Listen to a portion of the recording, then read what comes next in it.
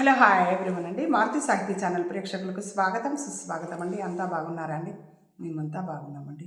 నిన్నటి ఎపిసోడ్లో పరుగు నావెల్లోని నిన్నటి ఎపిసోడ్లో రాంబాబు నీలిమ ఇద్దరు కలిసి ఉన్నటువంటి ఫోటోను చూసినటువంటి సరోజ ఇబ్బంది పడడం, రాంబాబును అపార్థం చేసుకోవడం, రాంబాబు జరిగిందేదో చెప్పడానికి ప్రయత్నించినా నిరాకరించడం, రాంబాబు నిరాశ చెంది కుప్పకూలిపోవడం జరిగిందండి. ఈరోజు ఎపిసోడ్లో ఏం జరగబోతుందో చూద్దామా అండి. వెళ్దామా నావెల్లోకి. రాంబాబు నిర్ణయం. అప్పుడు సమయం రాత్రి 7 గంటలైంది. కిష్టయ్య స్టూడియోలో ఫోటోకి టచ్ ఇస్తుండగా గుమ్మంలో అలికిడి అయితే తలెత్తి చూశాడు. రాంబాబు కళావిహీనంగా ఉన్న మొహంతో లోపలికి వస్తున్నాడు. కిష్టయ్యకి చాలా ఆశ్చర్యం కలిగింది. సరోజని పార్కులో కలుసుకోవడానికి వెళ్ళిన గురువుగారు అప్పుడే వచ్చారేంటబ్బా, ఆయన ముఖం చూస్తుంటే జరగకూడనిదేదో జరిగింది అనిపిస్తుంది. రాంబాబు మౌనంగా వచ్చి కుర్చీలో కూర్చుని 2 చేతులతో తల పట్టుకున్నాడు. ఏం జరిగింది గురువుగారు అడిగాడు కిష్టయ్య ఆతృతగా. రాంబాబు మాట్లాడలేదు. మీ పెళ్లి చూపుల గురించి సరోజకి వివరంగా చెప్పారు కదా, అయినా ఆమెకు మీ మీద అనుమానం పోలేదా ఏంటి? రాంబాబు మౌనంగానే ఉన్నాడు. వంచిన తల ఎత్తనే లేదు. అన్నట్టు నాగరాజు సుబ్బలక్ష్మితో ఉన్న ఫోటో ఇప్పుడే మీ నాన్నగారికి పోస్ట్ చేశానండి గురువుగారు. దీనికి సమాధానం చెప్పలేదు రాంబాబు. రాంబాబుని డిస్టర్బ్ చేయకూడదనిపించింది కిష్టయ్యకి. కాసేపు మౌనంగా తన పని తాను చేసుకున్నాడు.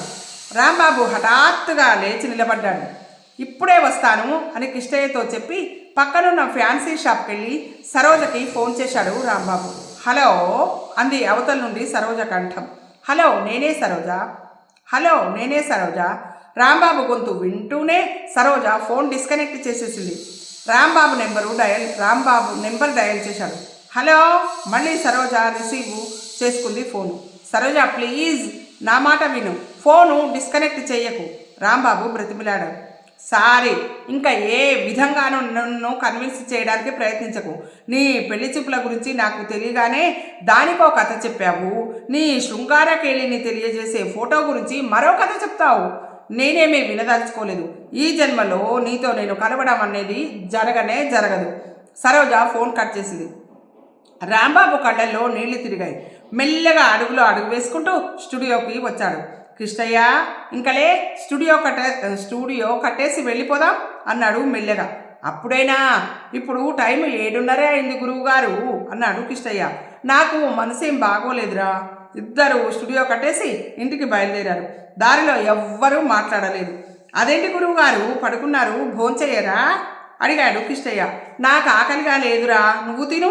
కిష్టయ్య జాలిగా రాంబాబు వంక చూశాడు. అసలు ఏమైంది గురువుగారు? నాతో చెప్పకూడదా? మీ బాధలో నేను పాలు పంచుకోకూడదా? నాకు చెప్తే నా చేతనైనంత సహాయం నేను కూడా చేస్తాను కదా గురువుగారు.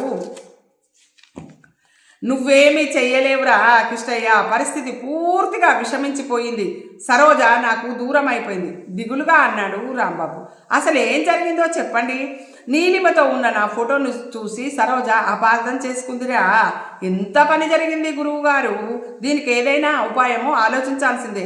రాంబాబు భోజనం చేయకుండా పడుకున్నాడు. గురువుగారి పరిస్థితిని చూసిన కిష్టయ్యకు కూడా భోజనం చేయబుద్ధి కాక అలాగే పడుకున్నాడు. భోజనం చేయకుండా కిష్టయ్య కూడా అలాగే పడుకుని ఉండిపోయాడు. అక్కడ సరోజ పరిస్థితి కూడా అలాగే ఉంది. ఏడ్చి పడుకుంది సరోజ. తెల్లారింది. రాంబాబు కిష్టయ్య మొహాలు కడుక్కొని స్నానాలు చేశారు. కిష్టయ్య స్టవ్ మీద కాఫీ చేసి రాంబాబుకు ఒక కప్పు తనకు ఒక కప్పు తీసుకొని వచ్చాడు. రాంబాబు కళ్ళు ఎర్రగా రాత్రి నిద్రపోలేదని చెప్తున్నాయి. ముఖం కూడా బాగా పీక్కుపోయింది. కాఫీ తాగిన రాంబాబు నల్ల ప్యాంటు నల్ల షర్టు వేసుకున్నాడు. నల్ల ప్యాంటు మీదికి తెల్ల షర్ట్ అయితే బాగుంటుంది గురువుగారు అన్నాడు కిష్టయ్య. నీకు తెలియదులేరా అన్నాడు రాంబాబు. అద్దం ఇలాతే. కిష్టయ్య రాంబాబుకి అద్దము దువ్వెన ఇచ్చాడు. ఇది వద్దులే. దువ్వెన కిష్టయ్య చేతికిచ్చేశాడు. ఒకసారి అద్దంలో ముఖం చూసుకుని జుట్టును బాగా రేపేసుకున్నాడు. కిష్టయ్య ఒకసారి దగ్గరగా రారా. కిష్టయ్య భయంగా రాంబాబు దగ్గరికి వచ్చాడు. రాంబాబు కిష్టయ్యని గట్టిగా కౌగిలించుకొని ఒళ్ళంతా నిమిరాడు. ఆ తర్వాత ఒకసారి నొసల మీద ముద్దు పెట్టుకున్నాడు. వస్తానురా చెప్పుల్లో కాళ్ళు దూరుస్తూ అన్నాడు రాంబాబు. ఎక్కడికి వెళ్తున్నారు గురువుగారు? తర్వాత చెప్తాను, వస్తాను. మరోసారి కిష్టయ్య నొసల మీద ముద్దు పెట్టుకుని బయటకు వెళ్ళాడు రాంబాబు. రాంబాబు వెళ్ళిన పావు గంట దాకా కిష్టయ్య రాంబాబు ప్రవర్తన గురించే ఆలోచించసాగాడు. నల్ల చొక్కా నల్ల పాయింట్ వేసుకున్నాడు, జుట్టు రేపుకున్నాడు, కౌలించుకొని ఒళ్ళంతా నిమిరాడు, ముద్దు పెట్టుకున్నాడు. కిష్టయ్యకి ఏదో అర్థమైనట్టు అనిపించింది. గురువుగారు ఒక్కసారిగా బాధగా అరిచాడు కిష్టయ్య. కిష్టయ్యకి మతిలో లేదు. కాసేపు కంగారుగా గదిలో అటు ఇటు పచారులు చేశాడు. సందేహం లేదు, గురువుగారు ఆత్మహత్య చేసుకోవడానికే వెళ్ళి ఉంటారు. రైలు పట్టాలా, ఎక్కడికి వెళ్ళారో తెలుసుకోవడం ఎలా? రైలు పట్టాలా, కొండెక్కి కిందికి నదిలో దూకడమా, కిరిసనాయిలా, నల్లుల మంద, ఏది ఏది ఏది? కిష్టయ్య బాధగా జుట్టు పీక్కున్నాడు. అంతలోనే కిష్టయ్యకు ఒక ఆలోచన స్ఫురించింది. చనిపోయే ముందు ఓసారి సరోజని కలిసి వెళ్దామని వెళ్ళారేమో. అంతే. కిష్టయ్య రాంబాబు అడ్రస్ల పుస్తకం తీసి అందులో సరోజ ఇంటి అడ్రస్ చూసి వెతికి పట్టుకొని సరోజ ఇంటికి పరుగు తీశాడు. నాగరాజు వ్యూహం. నాగరాజు మనసు ఆనందంతో ఉరకలు వేస్తుంది. రాంబాబు పెళ్లి చూపుల వార్త విన్న తర్వాత సరోజ రాంబాబు మీద ఆశ వదులుకునే ఉంటుంది. కొన్నాళ్లకి మెల్లగా సరోజ తనదైపోతుంది. నాగరాజుకి ఉత్సాహం పుట్టి ఎక్సిలేటర్ రైజ్ చేశాడు. రాజదూతు రివ్వున ముందుకు దూకింది. ఒక 5 నిమిషాల్లో రాజదూతు సరోజ ఇంటి ముందర ఆగింది. నాగరాజుకి గుమ్మంలోనే రామయ్య ఎదురయ్యాడు. రండి బాబు, రండి, లోపలికి వచ్చేయండి, ప్లీజ్ బాబు, లోపలికి రావాలి బాబు, సాదరంగా ఆహ్వానించాడు రామయ్య. మామయ్య ఉన్నాడా అడిగాడు నాగరాజు. లేరు బాబు, బజారు వెళ్ళారు బాబు, అబ్బాయి గారేమో వ్యాయామశాలకు వెళ్ళారు బాబు, మీరు లోపలికి రండి బాబు, కాళ్ళు లాగుతాయి బాబు. నాగరాజు హాల్లోకి అడుగుపెట్టాడు. కూర్చోండి బాబు, కాళ్ళు లాగుతాయి. సరోజ ఉందా? ముందు కాఫీ కావాలో బోర్నవిటా కావాలో చెప్పండి బాబు. నాకేమీ వద్దు. సరోజ ఇంట్లో ఉందా? వద్దంటే కుదరదు బాబు. ఈ ఇంటికి వచ్చిన వాళ్ళు ఏదో ఒకటి తీసుకొని పోవలసిందే బాబు. కాఫీయా, టీయా, బోర్నవిటానా బాబు? నాగరాజు బాధ భరించలేక జుట్టు పీక్కున్నాడు. రామయ్య కంగారు పడ్డాడు. తప్పు బాబు, అలా జుట్టు పీక్కోకూడదు బాబు, తలనొప్పి వస్తుంది బాబు, క్రాపు చెరిగిపోతుంది బాబు, దువ్వెన ఇమ్మంటారా బాబు? సరోజ ఉందా? నాగరాజు అసహనంగా అడిగాడు. తప్పు బాబు, అమ్మాయి గారు మీ క్రాపు దువ్వకూడదు బాబు, అవన్నీ పెళ్ళయ్యాక బాబు, అప్పుడు పెళ్ళైన తర్వాత చూసుకుంటారులేండి బాబు, ఇప్పుడు మీ క్రాపు మీరే దువ్వుకోవాలి బాబు. బాధగా మూలిగి గుప్పిడితో జుట్టు పీక్కున్నాడు నాగరాజు. క్రాపు మరీ ఇదిగా చెరిగిపోయింది. పెద్ద దువ్వెన తెమ్మంటారా బాబు? రామయ్య వినయంగా అడిగాడు. నాగరాజు సోఫాలోంచి సర్రన లేచాడు. ఇలాగైతే నేను వెళ్ళిపోతానంతే. సరోజ ఇంట్లో లేదా అన్నాడు విసుగ్గా రామయ్య. సరోజ ఇంట్లో లేదా అన్నాడు విసుగ్గా. రామయ్య బాధపడ్డాడు. మీకు విసుగు పుట్టిస్తే క్షమించండి బాబు, సరోజమ్మ గారు 6 గదిలోనే ఉన్నారండి బాబు, అలా వెళ్ళండి బాబు. నాగరాజు పెద్ద పెద్ద అంగలేస్తూ సరోజ గదిలోకి వెళ్ళాడు. గదిలో సరోజ లేదు. మంచం మీద దుప్పటి అస్తవ్యస్తంగా ఉంది. బాత్రూంలోంచి నీళ్ల శబ్దం వినిపిస్తుంది. సరోజ స్నానం చేస్తున్నట్టుంది అనుకున్నాడు నాగరాజు. అక్కడే ఉన్న కుర్చీలో కూర్చున్నాడు. సరిగ్గా అప్పుడే నాగరాజు దృష్టి మంచం పక్కనే నేల మీద పడి ఉన్న ఫోటో మీద పడింది. రాంబాబు కౌగిలిలో కళ్ళు మూసుకొని ఎవరో అమ్మాయి, ఎక్కడ చూశానబ్బా? కొద్ది క్షణాలు ఆలోచించసాగాడు నాగరాజు. అతనికి గుర్తొచ్చింది. ఆ మధ్య నీలిమ హత్య కేసు గురించిన వార్త అన్ని పేపర్లలో వచ్చింది. ఈ అమ్మాయి ఫోటోని ఆ వార్తతో పాటు ప్రచురించారు. నాగరాజు మెదడులో మెరుపు మెరిసింది. సంతోషంతో సన్నగా ఈలవేసి ఫోటోని చొక్కా పైజేబులో పెట్టుకున్నాడు నాగరాజు. ఈ దెబ్బతో నీ పని క్లోజ్ రాంబాబు, కసిగా నవ్వుకున్నాడు నాగరాజు. బాత్రూంలో కుళాయి నుండి నీళ్లు పడుతున్న శబ్దం ఇంకా వస్తూనే ఉంది. నాగరాజు పిల్లిలా అడుగులు వేసుకుంటూ గది బయటికి వచ్చేశాడు. వెళ్ళిపోతారా బాబు? కాస్త కాఫీ టీ తాగి వెళ్ళండి బాబు అంటూ రామయ్య వెంటపడ్డాడు. వద్దలే అన్నాడు నాగరాజు అడుగులు ముందుకు వేస్తూ. పోనీ టీ కానీ బోర్నవిటా కానీ తాగు బాబు. పర్లేదు రామయ్య. నాగరాజు ఏమీ మాట్లాడలేదు. గబగబా వెళ్ళి రాజదూతు మీద కూర్చొని స్టార్ట్ చేసి ముందుకు పరిగెత్తించాడు. బాబు ఏం తీసుకోకుండా వెళ్ళకూడదు బాబు, ప్లీజ్ బాబు, రండి బాబు. రామయ్య వెనుక నుండి అరుస్తున్నా వినిపించుకోకుండా వెళ్ళిపోయాడు నాగరాజు. నాగరాజు వెళ్ళిన 5 నిమిషాలకి కిష్టయ్య వచ్చాడు. రా బాబు రా. ఎవరు కావాలి బాబు అడిగాడు రామయ్య. సరోజ గారు ఉన్నారా? వగరుస్తూ అడిగాడు కిష్టయ్య. ఉన్నారు బాబు, ఆ గదిలో ఉన్నారు బాబు. కాఫీ తాగుతావా, టీ తాగుతావా బాబు? రామయ్య మాటలు వినే స్థితిలో లేడు కిష్టయ్య. పరుగున సరోజ గదిలోకి వెళ్ళాడు. మబ్బులే తొలగెనులే. అప్పుడే తలకి స్నానం చేసి వచ్చిన సరోజ జుట్టు ఆరబెట్టుకుంది. గదిలో అలికిడి విని తల తిప్పి చూసిన సరోజకి కిష్టయ్య కనిపించాడు. మీ గురువుగారు రాయబారానికి పంపించారా నిన్ను? కనుబొమ్మలు చిట్లిస్తూ అడిగింది సరోజ. బాగా ఉబ్బిన ఆమె కళ్ళు ఏడ్చినట్టు చెప్తున్నాయి. కిష్టయ్య అయోమయంగా సరోజ వంక చూశాను. అయితే గురువుగారు ఇక్కడికి రాలేదా? ఏ ముఖం పెట్టుకొని వస్తారు? మీరు చాలా పొరపాటు పడుతున్నారండి సరోజ గారు. గురువుగారు మీరు అనుకునేలాంటి మనిషి కాదండి అంటూ నీలిమ ఫోటో స్టూడియోకి రావడము, కెమెరా అడ్జస్ట్మెంట్ గురించి అడగడము, సెల్ఫ్ టైమర్ పెట్టి కళ్ళు తిరిగి పడిపోతుండగా రాంబాబు ఆమెను పట్టుకోవడము, అప్పుడు కెమెరా క్లిక్ మనడం అన్నీ వివరంగా చెప్పాడు కిష్టయ్య. సరే పోనీ మీరు అనుకున్నట్టుగానే నీలిమకి గురువుగారికి ఏదో సంబంధం ఉందనే అనుకుందాం. అలాంటప్పుడు వాళ్ళు గది తలుపులు మూసుకొని ఉంటారే కానీ ఇలా ఓపెన్గా అది ఒక కెమెరా ముందు ఫోజు పెట్టి కౌగిలించుకుంటారా అండి? సరోజ కళ్ళు సంతోషంతో వెలిగిపోయాయి. అన్నట్టు ఈ విషయమే తనకి ఎందుకు తట్టలేదు? నిజం కిష్టయ్య, పాపం ఆయన్ని అనవసరంగా అనుమానించాను. ఆయన్ని క్షమాపణలు అడగాలి అంది. ఇంకెక్కడి గురువుగారండి, ఆయన ఆత్మహత్య చేసుకోవడానికి వెళ్ళారండి సరోజ గారు. గొల్లుమన్నాడు కిష్టయ్య. నీకెలా తెలుసు? కంగారుగా అడిగింది. కిష్టయ్య రాంబాబు ప్రవర్తన గురించి వివరంగా చెప్పాడు. పద, మనం వెంటనే పోలీసుల సహాయం తీసుకోవాలి, గబగబా జడాల్లుకుంటూ అంది సరోజ. అప్పుడే అక్కడికి రామయ్య వచ్చాడు. బయటికి వెళ్తున్నారా అమ్మా? కాస్త కాఫీయో టీ తాగి వెళ్ళండి అమ్మా, ప్లీజ్ అమ్మా. లేదులే రామయ్య, ఇప్పుడు టైం లేదులే అంది సరోజ మొహానికి పౌడర్ రాసుకుంటూ. అదేంటోనమ్మా, కాఫీ ఇస్తానంటే అందరూ వద్దంటారు. ఇందాక నాగరాజు గారు కూడా ఏమీ తీసుకోకుండా వెళ్ళిపోయారు. సరోజ ఆశ్చర్యంగా రామయ్య వంక చూసింది. బావ వచ్చాడా? ఎప్పుడు? అదేమిటమ్మా, ఇందాక మీ గదిలోకి వచ్చారుగా. ఇంకా ఆశ్చర్యంగా చూస్తూ అడిగాడు రామయ్య. తన గదిలోకి వచ్చి తనని కలవకుండా వెళ్ళిపోయాడా? సరోజకి ఏదో అనుమానం వచ్చింది.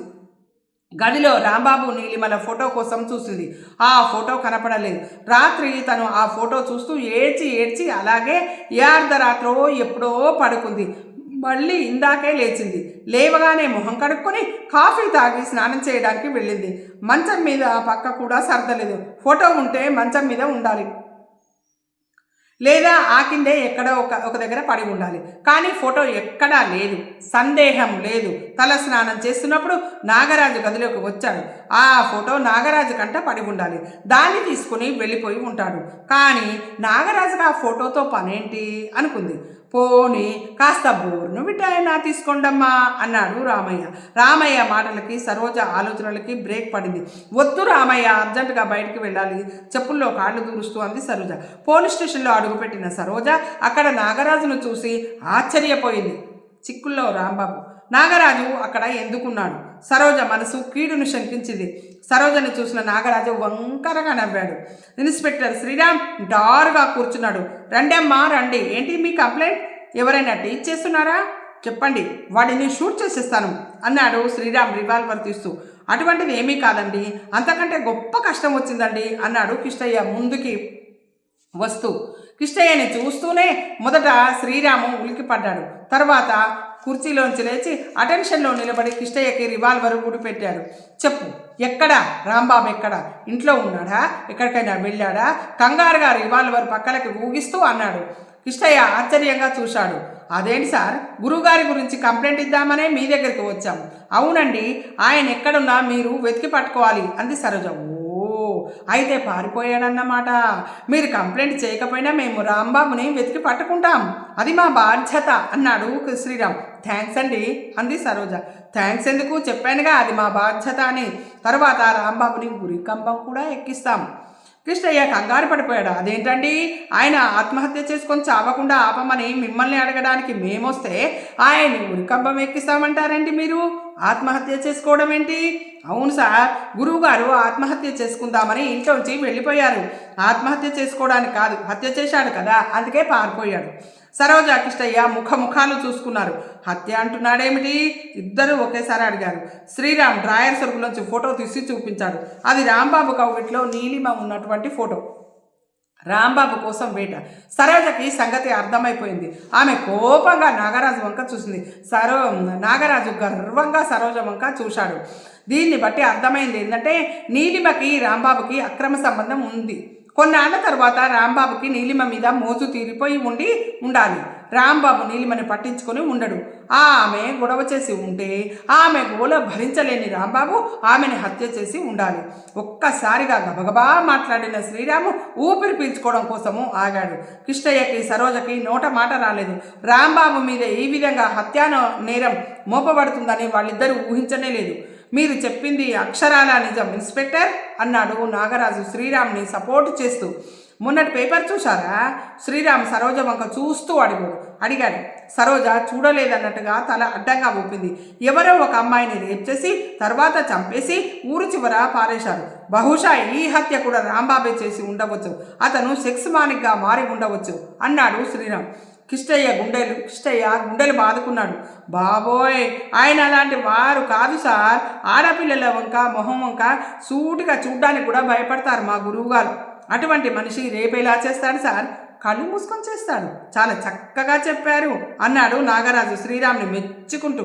అది కా సార్, అసలు ఆ ఫోటో ఎలా వచ్చిందంటే కిష్టయ్య ఎక్స్ప్లెయిన్ చేయబడు.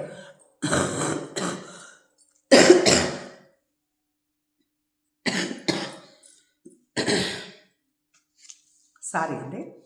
మేము నేరస్తుల్ని పట్టుకోవడము, వాళ్ళు మాకు కట్టుకథలు చెప్పడం మాకు అలవాటే. ఇంకా ఎక్కువగా మాట్లాడామంటే హత్య చేయడంలో రాంబాబుకి తోడ్పడ్డామని నిన్ను ఇరికిస్తాం.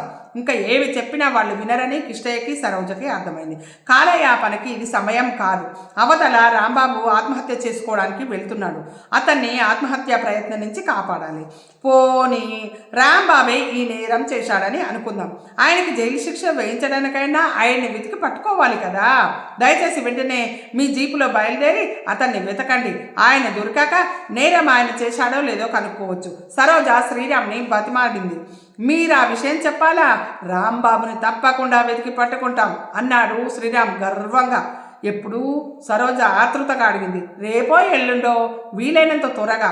అతను మా నుండి ఎక్కడికి తప్పించుకొని పోతాడు? షూట్ చేసేస్తాను. కృష్ణయ్య తల పట్టుకున్నాడు. మీరు రేపో ఎల్లుండో అంటే అతను మనకి దక్కడు. ఆయన ఆత్మహత్య చేసుకోవడానికి వెళ్ళాడంటే మీరు వినరేంటి సార్? అతను ఆత్మహత్య చేసుకోవడానికి వెళ్ళాడని మీరెందుకు అనుకుంటున్నారు? అలా ఉత్తరం ఏదైనా రాసిపెట్టి వెళ్ళాడా? లేదండి, ఆయన నల్ల చొక్కా నల్ల పాంట్లా వేసుకొని నన్ను దగ్గరకు తీసుకొని ఒళ్ళు నిమిరి నానోసుట ముద్దు పెట్టుకొని రేగిన జుట్టుతో శూన్యంలోకి చూస్తూ బయటికి వెళ్ళిపోయారండి అన్నాడు కిష్టయ్య బాధగా. అయితే ఇది ఆలోచించవలసిన విషయమే. త్వరగా పదండి సార్. మీరు అతన్ని త్వరగా పట్టుకొని జైలు శిక్ష వేయిస్తే మీకు మంచిది. కానీ మీరు ఆయన్ని పట్టుకోకముందే ఆయన ఆత్మహత్య చేసుకుంటే నేరస్తుల్ని పట్టుకోవడంలోని మీ ప్రతిభని మీరు ఎలా నిరూపించుకోగలరు సార్? You are right. 111 వెంటనే జీప్ సిద్ధం చేసిరా అరిచాడు శ్రీరామ్. Yes sir. జీప్లో శ్రీరామ్, 2 కానిస్టేబుళ్ళు, సరోజ, కిష్టయ్య, నాగరాజు బయలుదేరారు. మరోసారి ప్రమాదం. రాంబాబు పరిగెత్తుతున్నాడు. అతనికి ఆయాసం బాగా వస్తూ ఉంది. ఒళ్ళంతా చెమట పట్టేసింది. కాళ్లలోని సత్తువ తగ్గిపోతూ ఉంది. అయినా పరిగెత్తాలి, తప్పదు. సందు చివరిదాకా పరిగెత్తి వెనక్కి తిరిగి చూశాడు. జగ్గు వీరు భారీ శరీరాన్ని అతి కష్టం మీద మోస్తూ పరిగెత్తుకుంటూ వస్తున్నారు. సందు తిరిగి మరి కాస్త వేగం పెంచాడు రాంబాబు. శనిగాళ్ళు, ఆత్మహత్య చేసుకుందామని ఇంటి నుండి కాస్త దూరం వచ్చానో లేదో ఈ విధవలు తగిలి వెంబడించడం మొదలుపెట్టారు. ఇప్పుడు వీళ్ళని వదిలించుకోవడం ఎలాగా అనుకున్నాడు రాంబాబు. రాంబాబు కాళ్లలో సత్తువ అంటే బలం పూర్తిగా తగ్గిపోయింది. అప్పటికి దాదాపు గంట దాకా జగ్గు వీరులతో దాగుడు మూతలు ఆడుతూ పరిగెత్తుకుంటూ తప్పించుకుంటూ అవస్థలు పడుతున్నాడు రాంబాబు. ఇంకా అతను పరిగెత్తలేడు. ఏదో ఒకటి చెయ్యాలి. అతనికి కాస్త దూరంలో ఒక కిళ్ళీ షాపు కనిపించింది. రాంబాబుకి ఒక ఆలోచన వచ్చింది. వెనక్కి తిరిగి చూశాడు. జగ్గు వీరు సందు తిరిగి ఇంకా ఇటువైపు రాలేదు. రాంబాబు కిళ్ళీ షాప్ దగ్గర ఆగాడు. బాబు, డెక్కన్ క్రానికల్ పేపర్ ఒకటి ఇవ్వు అడిగాడు రాంబాబు. క్రానికల్ లేదు సార్, అయిపోయింది చెప్పాడు షాపు. క్రానికల్ లేకపోతే ఏదో ఒకటి ఇవ్వు. ఇంగ్లీష్ పేపర్ లేవు. ఇంగ్లీష్ పేపర్ లేకపోతే తెలుగుది, అది కాకపోతే హిందీ పేపర్ ఏదో ఒకటి త్వరగా ఇవ్వు. అసలే టైం లేదు. కంగారుగా అన్నాడు రాంబాబు సందు మొదల వైపు చూస్తూ. కిళ్ళీ షాప్ వాడు రాంబాబు వైపు వింతగా చూస్తూ పేపర్ తీసిచ్చాడు. రాంబాబు డబ్బులిచ్చి పేపర్ని కంగారుగా మొహానికి అడ్డం పెట్టుకుని నిల్చున్నాడు. కిళ్ళీ షాప్ వాడికి చాలా ఆశ్చర్యం వేసింది. వాడు ఆ షాప్ పెట్టి దాదాపు 10 సంవత్సరాలైంది. ఈ 10 సంవత్సరాల కాలంలో ఎవ్వరూ వార్తలని అంత అర్జెంటుగా చదవడం ఎప్పుడూ చూడలేదు. రాంబాబు పేపర్ని మొహానికి అలా ఇలా కప్పుకున్నాడో లేదో సందు మొదట్లో జగ్గు వీరు ప్రత్యక్షమయ్యారు. ముందుకు పరిగెత్తుకు వచ్చిన వాళ్ళిద్దరికి కంచూపు మేరలో రాంబాబు కనిపించలేదు. వాళ్ళ ఆశ్చర్యానికి అంతులేదు. అది తిన్ననైన రోడ్డు, పక్క సందులు కూడా లేవు. మరి రాంబాబు ఏమైనట్టు? వాళ్ళు పరిగెత్తుతూ వచ్చి కిళ్ళీ షాప్కి ఎదురుగా ఆగిపోయారు. ఇంతలో ఏమైపోయాడబ్బా అన్నాడు వీరు గుండును చేత్తో రుద్దుకుంటూ. ఇక్కడే ఎక్కడో దాక్కుని ఉంటాడు. మనం వెళ్ళిపోయాక మెల్లగా బయటికి తప్పించుకుంటాడు అన్నాడు జగ్గు మీసాలు మెలితిప్పుతూ. రాంబాబుకి వాళ్ళిద్దరి మాటలు వినిపిస్తూనే ఉన్నాయి. వణుకుతున్న చేతులతో పేపర్ని అలానే మొహానికి అడ్డు పెట్టుకుని నిల్చున్నాడు. వాడు బయటకు వచ్చేదాకా మనం ఇక్కడే నిల్చుందాం. వాడి మీద పగ తీర్చుకోవాల్సిందే. నాకు నిద్ర పట్టదు. నా ప్రొఫెషన్ ఎక్స్టెండ్ చేయించాడు కదూ అన్నాడు వీరు వీరావేశంతో గుండుని రివ్వుమని రుద్దుకుంటూ. మనం ఇక్కడే ఇలా నిల్చుంటే వాడు బయటికి రాడు. వాడికి మనము కనిపించకూడదు. ఎలా అన్నాడు వీరు. రా చెప్తాను అన్నాడు జగ్గు కిళ్ళీ షాప్ వైపు అడుగులు వేస్తూ. రాంబాబు గుండె దడదడలానిది. ఒరేయ్ ఓ న్యూస్ పేపర్ ఇవ్వరా అన్నాడు జగ్గు కిళ్ళీ షాప్ వాడితో. ఏ పేపరు అడిగాడు. ఏదైనా పర్వాలేదు. ఇంగ్లీషా తెలుగా? చెప్పాను కదా బే ఏదైనా పర్వాలేదని. వాడు ఆశ్చర్యంగా చూస్తూ ఓ తెలుగు న్యూస్ పేపర్ ఇచ్చాడు. డబ్బులు అంటూ గొడిగాడు. డబ్బులు ఎందుకు? కాసేపు అయ్యాక నీ పేపర్ నీకు ఇచ్చేసి వెళ్తాం అన్నాడు వీరు గుండు రుద్దుకుంటూ. జగ్గు మధ్య పేజీలు తీసి వీరుకిచ్చాడు. మొహం కనపడకుండా ఈ పేపర్లు అడ్డు పెట్టుకుని రోడ్డు మీద రాంబాబు కనిపిస్తాడేమో జాగ్రత్తగా గమనిస్తూ ఉండు. ఇద్దరు మొహాలకి పేపర్లు అడ్డం పెట్టుకుని నిల్చున్నారు. వాళ్ళకి కేవలం 4 గజాల దూరంలోనే రాంబాబు మొహానికి పేపర్ అడ్డు పెట్టుకుని నిల్చొని ఉన్నాడు. కిళ్ళీ షాప్ వాడు వీళ్ళ వంక ఆశ్చర్యంగా చూస్తూ ఉన్నాడు. రాంబాబు మనసులో ఎన్నో ఆలోచనలు. వీళ్ళని ఎలా తప్పించుకోవడం? చూస్తుంటే తనని పట్టుకునేదాకా వీళ్ళు వదిలేలా లేరు. ఇప్పుడు తనని చూశారంటే చంపేస్తారు. రాంబాబుకి హఠాత్తుగా ఓ ఆలోచన తట్టింది. తాను ఎలాగో ఆత్మహత్య చేసుకోవాలని అనుకుంటున్నాడు. వాళ్ళకి లొంగిపోతే ఆత్మహత్య చేసుకునే శ్రమ కూడా ఉండదు కదా. వాళ్ళే చంపేస్తారు కదా. బాబోయ్, వాళ్ళైతే కత్తులతో పొడుస్తారు. బోల్డంత రక్తం వస్తుంది. నొప్పి కూడా పెడుతుంది. వీళ్ళ నుండి ఎలాగైనా తప్పించుకొని ఊరి చివరికి వెళ్ళి కొండెక్కి అక్కడి నుండి కింద పారే నదిలో దూకేయాలి అనుకున్నాడు రాంబాబు. రాంబాబు మెల్లగా పేపర్ పక్కకు తిప్పి తప్పించి జగ్గు వీరులు ఉండే వైపు చూశాడు. వాళ్ళిద్దరూ మొహాలకి పేపర్లు అడ్డు పెట్టుకుని ఇంకా అలానే నిల్చుని ఉన్నారు. మెల్లగా పేపర్ల వెనుక నుండి మెయిన్ రోడ్డు మీద వచ్చిపోయే వారిని గమనిస్తూ ఉన్నాడు రాంబాబు కూడా పేపర్ వెనకాల నుండి మెయిన్ రోడ్డు వైపు చూస్తూ ఉండగా రాంబాబుకి పట్టరాని ఆనందం కలిగింది. దూరంగా స్కూటర్ మీద శ్యామలరావు వస్తూ కనిపించాడు. స్కూటర్ దగ్గరగా వచ్చేదాకా ఆగి రాంబాబు హఠాత్తుగా మెయిన్ రోడ్డు వైపు పరుగు తీశాడు. స్కూటర్ ఆపు చేతులు ఊపుతూ రోడ్డుకు అడ్డంగా నిల్చున్నాడు రాంబాబు. శ్యామలరావు స్కూటర్ ఆపాడు. రాంబాబు స్కూటర్ ఎక్కి వెంటనే పోనీ అన్నాడు. ఎక్కడికి అడిగాడు శ్యామలరావు. నువ్వు ఇప్పుడు ఎటు వెళ్తున్నావే అటే పోనీ, ఎక్కడికైనా పర్వాలేదు. స్కూటరు ముందుకు దూకింది. జగ్గు వీరులు ఇదంతా క్షణాలలో జరిగిపోయింది. జగ్గు వీరులకి ఏం జరిగిందో తెలిసేలోగా స్కూటర్ కనుచూపు మేర దాటుకుని వెళ్ళిపోయింది. తప్పించుకుని వెళ్ళిపోయాడు. వీరు గుండు రుద్దుకుంటూ బాధగా అన్నాడు. ఎప్పుడైనా వాడు దొరక్కపోడు. నువ్వేమీ బాధపడకు. జగ్గు వీరుని ఊరడించాడు. స్కూటర్ కాస్త దూరం వెళ్ళిన తర్వాత శ్యామలరావు అడిగాడు. నువ్వు ఎక్కడికి వెళ్ళాలి? ఇక్కడ ఆపు, దిగిపోతాను అన్నాడు రాంబాబు. శ్యామలరావు స్కూటర్ ఆపాడు. రాంబాబు స్కూటర్ మించి దిగాడు. స్టూడియో ఇప్పుడు ఎలా నడుస్తుంది అడిగాడు శ్యామలరావు. బాగానే నడుస్తుంది. నీ స్టూడియో ప్రస్తుతానికి బాగానే ఉంది నవ్వాడు శ్యామలరావు. మరి నేను వస్తాను అన్నాడు Rambabu. Okay, see you. Shyamalarao scooter మీద రివ్వున వెళ్ళిపోయాడు. రాంబాబు అటుగా వెళుతున్న ఖాళీ ఆటోని పిలిచాడు. వస్తావా అడిగాడు ఆటోవాడిని. యాడికి పోవాలే అడిగాడు ఆటోవాడిని. యాడికి పోవాలే అన్నాడు ఆటోవాడు. ఊరి చివరికి. అదొక పెద్ద కొండ ఉందిగా, కొండ అవతల నది ఉందే, అక్కడికి. రాను సాబ్, అక్కడికి వెళ్తే సవారీ దొరకదు. ఖాళీగా వాపస్ రావాలి. ఇక్కడి నుండి అక్కడికి మీటర్లో 15 రూపాయలు అవుతుంది. నువ్వు వెనక్కి రావడానికి మరో 15 రూపాయలు, మొత్తం 30 రూపాయలు ఇస్తాను. వస్తావా? రాను. 40 ఇస్తే వస్తాను. 30 ఇస్తాను. వస్తే రా, లేకపోతే లేదు అని రాంబాబు అడుగులు ముందుకు వేశాడు. కానీ మరుక్షణం అతనికి గుర్తుకు వచ్చింది. తను ఆత్మహత్య చేసుకోబోతున్నట్టు. చచ్చే ముందు డబ్బుతో తనకేం పని? అలా బేరాలాడడం ఎందుకు? విరక్తిగా నవ్వుకున్నాడు. సరే పద అన్నాడు ఆటో వాడితో. రాంబాబు ఆటో ఎక్కాడు. ఆటో వేగంగా ముందుకు సాగింది. ఇది ఈరోజు ఎపిసోడ్ అండి. పరుగో నావెల్లోని ఈరోజు ఎపిసోడు మీకు నచ్చినట్టయితే లైక్ చేయండి, షేర్ చేయండి, మన ఛానల్ని సబ్స్క్రైబ్ చేయండి. మీ అందరి ఆశీస్సులు, ఆదరాభిమానాలు, మీ ప్రేమ మారుతి సాహితీ ఛానల్కి ఎల్లవేళలా ఉండాలని మనస్ఫూర్తిగా కోరుకుంటున్నానండి. మనందరము ఆనందంగా, ఆరోగ్యంగా, సుఖంగా, సంతోషంగా ఉండాలని ఎప్పుడూ మనస్ఫూర్తిగా కోరుకునే మీ మారుతి సాహితీ ఛానల్ అండి. రేపటి ఎపిసోడ్లో మళ్ళీ కలుసుకుందామండి. ఉంటానండి.